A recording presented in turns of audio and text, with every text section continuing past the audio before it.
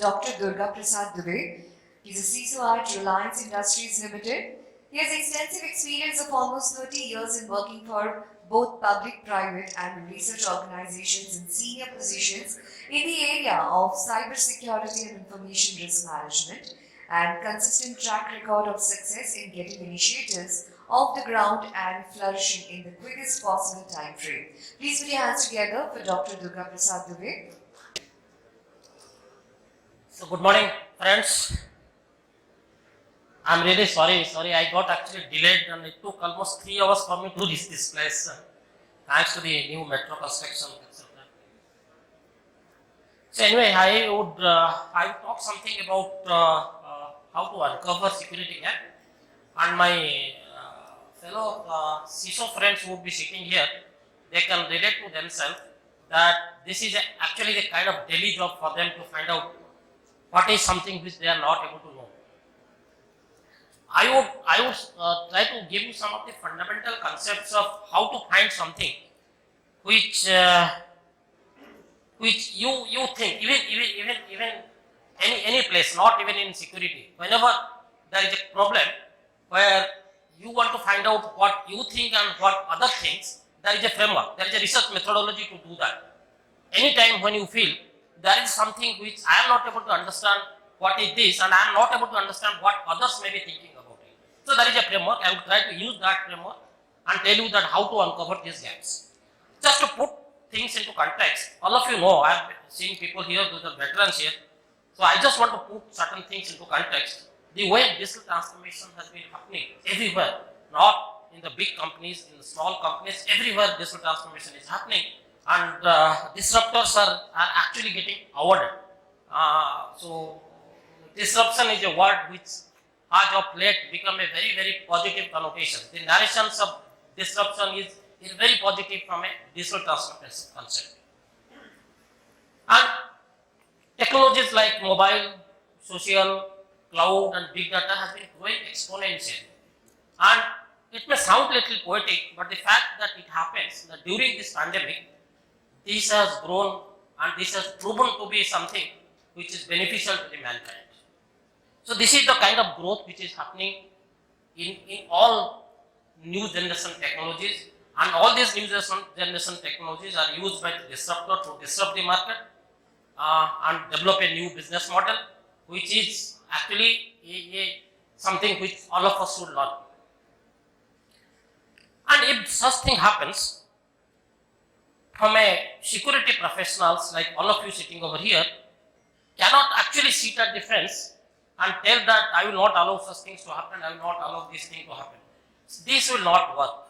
You have to be consciously decide to part of this digital transformation, be partners in this digital transformation and make sure that it is sustainable. So typical characteristics of a digital transformation is it increases the attack surface. So there are so many digital things which happens, the digital surfaces increases. When the digital surface increases, the attack surface also increases. And so many open source solutions are used. There was some time during this last 20 years when all of us decided that we will not use open source. I remember those days, a couple of you people also would have remembered those days. But now things have come that all of us have been really not only using open source but contributing to the open source also. This is a good trend. I must say this is a good trend. And when there is an open source adoption happens, so there is a threat which comes to us, which is essentially very much related to the supply chain aspects.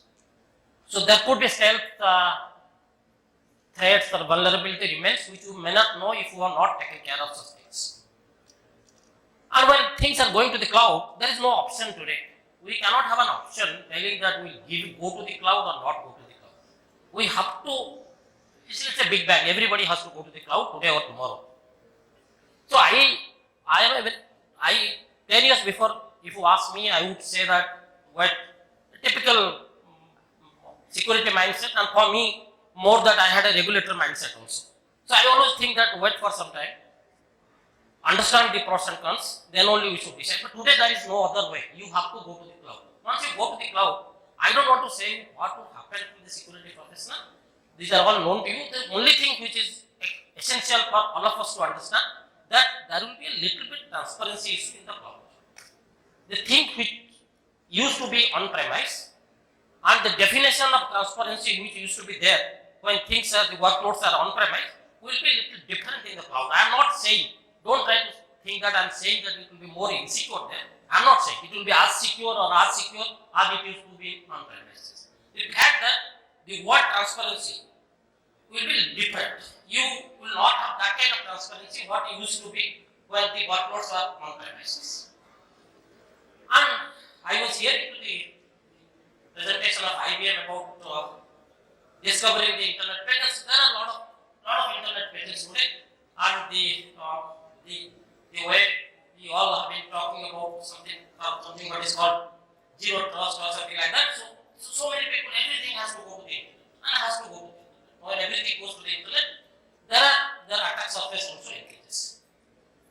And all of us have been talking that gone are those days when you say that you allow this person to come, allow that person to come, allow these devices to come, allow this network to come. Gone are those days. We have to make a person functional at the day zero itself. That's what we do as a company. Because we have so many experts, so many people, global consultants. So we cannot just make them feel that 15 days they have to wait to make the system secure. They have to be operational from the day zero itself. So access to the network, access to the company resource has to be totally agnostic. Then all of you have been talking about DevSecOps. I would just tell one phrase here. You can ask me offline. I don't have time to. I am not a strong believer of DevSecOps. I feel that if it has to be anything of Sec, it should be SecDevOps, not DevSecOps. DevOps started. When DevOps started, security people they feel insecure. They feel that DevOps over here, there is no security. Somehow they could enter security in between. In philosophy, in desire, security cannot be in between. Security has to be from the beginning. So it has to be SecDevOps instead of DevSecOps. Having said that, the SecOps integration with DevOps is not that easy as it is said by the people. It is difficult. It is very, very difficult. DevOps integration is easier. Making it in a pipeline is easier. The moment you try to integrate SecOps, when I say SecOps, what do I mean? You have to integrate your threat modeling. You have to integrate your all kind of testing, including container testing, including composition analysis. All source code DAS and SAS is easier. But making it a pipeline completely seamless and converting a pipeline into a digital factory is what is ready in the book and told by many sophisticated consultants. But very difficult to achieve that. Very, very difficult to achieve that. I must say that if there is somebody who can make me feel otherwise, I am ready to discuss that. And then democratization of technology. I am so happy that the technology like artificial intelligence and machine learning are kind of becoming democratized. It is not that only developers are using it or business is using it. It is now used by the adversaries also in the same spirit and maybe in the better way. With all sort of things happening, the recently in the World Economic Forum, they have been always saying that cybersecurity which is one of the top 10 risks for the last 5-6 years. If you observe here, they are slightly different. They are saying that although cybersecurity the risk, the actual risk is the failing of cybersecurity or the failing of the controls for the cybersecurity. So what is coming out clearly is that failing may happen. What is important is we all won't fail together. So recovery is extremely important than really preventing it something. So that is what is coming out from the global threat list. Now with all those things which is happening, starting from lot of digitizations, a lot of apprehension. So the apprehension which comes to us is, since a lot of investment is happening in cybersecurity, everybody thinks about return of investment in cybersecurity. This discussion of return on investment in cybersecurity has been there in the industry for a long time, but never getting really crystallized. Then the argument about the efficiency of cybersecurity as an organization and effectiveness of cybersecurity, which means that how does it impact the business? Can I have an equation where I say, or a model where I say that these three factors of cyber security, if I take care, my profit will increase. We have not come to that stage till now. That there is very rare models available in the literature where there are simulation in the model. It says that this is the 4-5 parameters, which is called internal efficiency. If you manipulate these 4-5 parameters in a better way, it will have an effect on your business. That's not coming. You can of course search in the internet, you will find a couple of models. And I also have a model which is published in one of the papers, international paper. You can find that in the internet also. And then whether cyber security risk is part of the business risk, as an existential crisis of cyber security risk. All we may be talking about that, but takes time, people have realized, but it has to come to the part of the mainstream cyber business risk. Trying to make cyber security risk as a business risk has been there for a long time, but it is taking a little more time because there is a skill mismatch. Neither most of the cyber security people, they struggle to understand what is business risk. Most of the business risk people, they struggle to understand what is cyber security. So there is a requirement of doing a skill and fill up that skill gap. Then every time we think whether there is a gap, whether there is something which I am not finding out, then am I taking smart decisions? Am I not having the syndrome of solution cluttering, that I have multiple solutions, 10 SIMs, 4 ideas, 5 internet presence tools? Am I not suffering from a cluttering effect? Is it really helping me or it is creating overheads for me? These kind of things come to my mind. When these come to my mind, the only thing comes to my mind is, do I really need, where is the gap in these organizations? That is where I thought of using some concept which is called a 𝗤𝗲𝗰𝘂𝗿 concept. 𝗤𝗲𝗰𝘂𝗿 concept is what? It is in the 1950s. Two psychologists, which is Joseph and Harrington, they had a concept that was in 1950-55. They said that's when something you want to know that what you understand about the subject and what you think that others understand about that subject, then you should use the 𝗤𝗲𝗰𝘂𝗿. So I thought that I should use the 𝗤𝗲𝗰𝘂𝗿 and try to find out jointly that how do I really develop a framework to find a gap. And in cyber security, as you all know, that nothing is static. In fact, I would say the sentence here, to be static in cyber security, you have to run perpetually. So that is most important in cyber security. So when I say 𝗤𝗲𝗰𝘂𝗿, what happens is it is 4 quadrants. The same thing, thus I am trying to put it into a framework. One is known to others and known to you. That means something which is known to others and known to you. You can now relate to yourself what could be those gaps. Gaps known to me, known to us as an organization and known to others as organizations. Could be there are vulnerability which is published. When 𝗨𝗏𝗏 got published, everybody knew that there is a gap everywhere in the world. Can anybody thought that no, 𝗨𝗏𝗏 is published, I don't have a gap? So everybody knows. So there are certain things. The examples which I am giving is very indicative.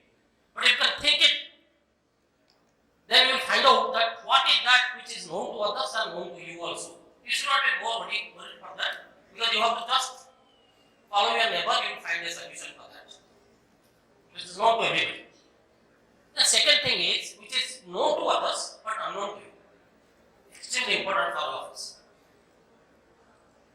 It is known to others but unknown to me. That would be something which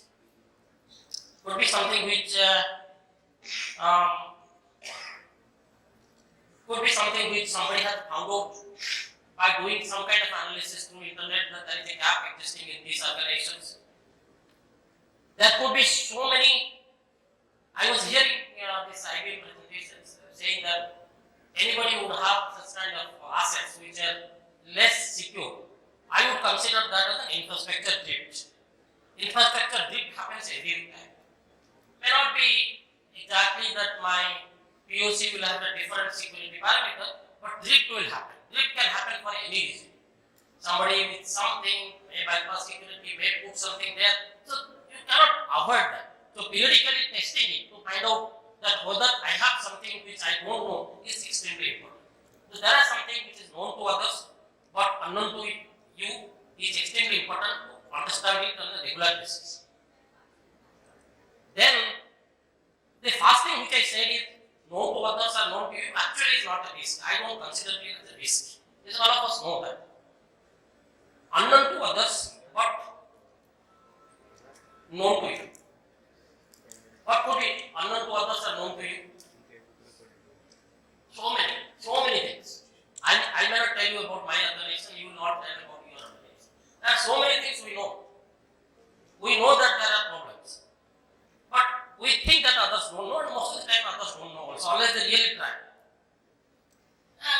Simple thing is there could be an audit finding, there could be an industrial test finding, there could be something which you find, others don't find it. And this is something which is a very classical risk, where we understand the impact of that risk, we understand the probability of that risk happening, but we know how to take care of that, or otherwise we have taken a call, conscious call to keep this open. This is extremely important. Then coming your unknown to others and unknown to you, I said, and then unknown to others and unknown to you also. Unknown to others and unknown to you. There could be something which is not known to anybody, neither you know it and other people know it. There may be so many things which can happen anytime.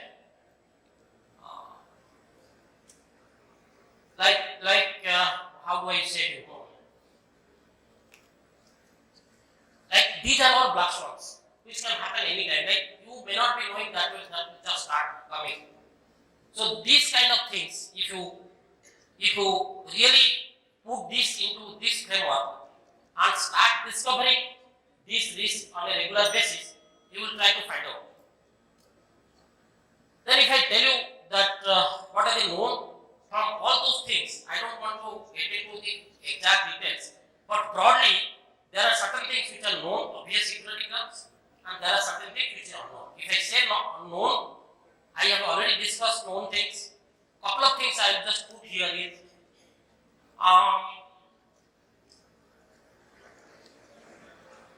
so maybe your third party risk. I was again hearing to him, he was talking about the merger and acquisition risk. These are something which is known and obvious security gap which has to be taken care of by you. So understanding that is extremely important, because everybody will be having this kind of things. Not that I am only having, other organizations will not be having. Extremely important to know this. And the unknown gaps are surprise attacks because of zero-day vulnerabilities. There are trusted attacks which is happening. So I must say that trusted attacks are extremely important. Log4j is a trusted attack. Attack which is happening to a trusted system. Supply chain attacks is extremely dangerous nowadays. And there are a lot of non-traditional attack surfaces. All of us ignore those non-traditional attack surfaces. My printer is an attack surface. A camera is an attack surface. So everything which is an IP is an attack surface. So understanding that attack surface and doing the same kind of thing as you do for a traditional attack surface is extremely important. And I said about the infrastructure change. And challenges for all of these things is extremely important is feeling that all of you feel that everything is going, unless there is an attack which happens, all of us feel that everything is going. Typically happens for any individual also. We don't really feel that something is happening unless we do a periodic health check. So otherwise it sounds normal. Then most of the time the traditional security tools are made to detect the known vulnerabilities. So unknown vulnerabilities become difficult, and there are certain of skills, and I think that is one of the most important things. So we don't have the kind of the traditional security skill is also essential, but I don't think it is sufficient to take care of the modern day threats. Now I just wanted to give you a framework where it's nothing new. I just want to put it in a proper framework way, that you have to have a cyber hygiene, adapt security by design, then continuous security validation, and proactive cyber defense. These four things are done, and when I talk about cyber hygiene, it has to be for all these both traditional and non-traditional assets, and periodic cyber security awareness, all sort of things. When I talk about security by design, then that is shifting left to this shifting security to the left. As I said in the beginning, that 𝗦𝗃𝗏𝗃𝗁 has to come into place, but the security as a code will also come into place. Then threat modeling, risk assessment, then continuous security validations, which is also extremely important, and then proactive cyber defenses. These are all not new things. All of you know. I just want to put that into a framework. And I was again hearing from him talking about cyber intelligence. I am a strong believer of using intelligence for cyber defense. The only thing I would tell here is the cyber intelligence in the cyber security space. Let me give a statement. This may be something which we need to spend time, but I think it's not yet mature. The way it is mature in normal defense, the same way it is not mature in cyber. But there are a lot of things which is happening, which I think will get mature in some time from now. Because intelligence to be considered seriously, it has to be actionable. If the intelligence is not actionable, then sometimes you feel that it is an overhead, it becomes a noise. So intelligence has to be actionable, and if not 100%, at least more than 50% actionable. So that's very important. So this all from my side. And the last thought of mine is like basic hygiene is very important. As we have realized during this pandemic, that basic hygiene helps improving the immunity. That is where from cyber security we migrate to cyber immunity. Then compensating control is extremely important. Something is not happening, putting a solution, everybody can tell. A mature CISO will always think that I have a different compensating control to combat the same kind of risk. It's extremely important. I personally feel the more somebody is able to define a compensating control, the more mature he or she is. Then all of you know that there is no one risk and one control. For one control there has to be multiple risks. Mark to threat control is the need.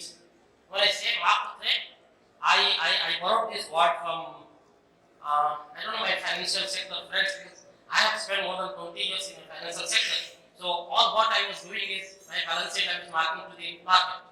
So I mark to the market my balance sheet to fair valuation of my securities or my assets. I always mark to the market. So your controls has to be marked with threat in a regular basis. Then only you have a control which is marked with threat. Then you have to do a stress testing. Again, the stress testing, this concept which I borrowed from the financial sector. We all do a stress testing of our risk portfolio. I'm sure I have seen a couple of guys who are from financial services. So stress testing of the risk is a concept in risk management. It's a very important concept in the risk management. So anybody from financial sector go to the net and find out that the paper which is published by PASL, which is Bank for International Settlement is there in PASL. They have published a paper of stress testing of cyber security. It is very important for all of us to understand how do we regularly do that my controls are working as desired. That is what stress testing is required. And so lastly, feeling that we are risk free, we are vulnerability free, and my controls are working as desired is actually an utopia. It doesn't happen. It really doesn't happen. So it all depends on how do you manage all the stakeholders in security and somehow so up your posture is important. So that posture is good or bad, that's a very relative term. So thank you guys for listening to me, and I am open for any questions.